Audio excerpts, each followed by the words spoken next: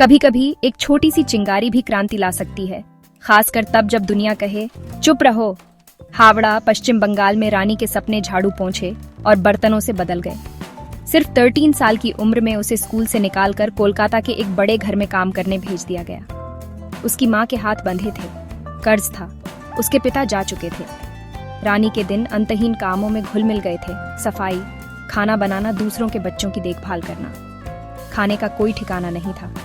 उसकी स्कूल की किताबें किसी और जन्म की याद लगती थीं। लेकिन एक दिन उम्मीद अंदर आ गई। उसने जमींदार के बेटे को वही किताब पढ़ते देखा जो उसे कभी बहुत पसंद थी।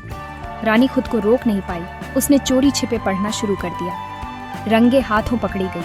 उसे डांटा गया, तुम एक नौकरानी हो, अपनी औकात से ऊपर सपने मत देखो।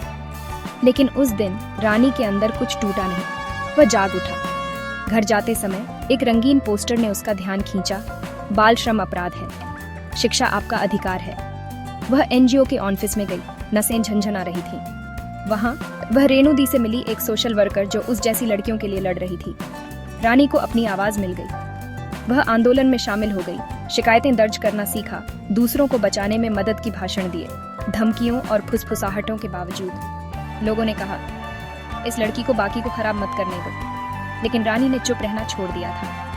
सालों बाद 18 साल की उम्र में रानी भीड़ के सामने खड़ी होकर कहती है, उन्होंने मुझे झाड़ू दी, मैंने उसे कलम बना दिया। मैं अब अकेली नहीं हूँ, हम इसमें एक साथ हैं। और जब वह अपने एनजीओ में एक और लड़की को किताब देती है तो वह पुराना सपना उसकी आंखों में फिर से चमक उठता है। रानी की कहानी साबित करती है, हिम्मत से जंजीरें भी रास्ते बन सकती हैं और जागरूकता सबसे शक्तिशाली हथियार है।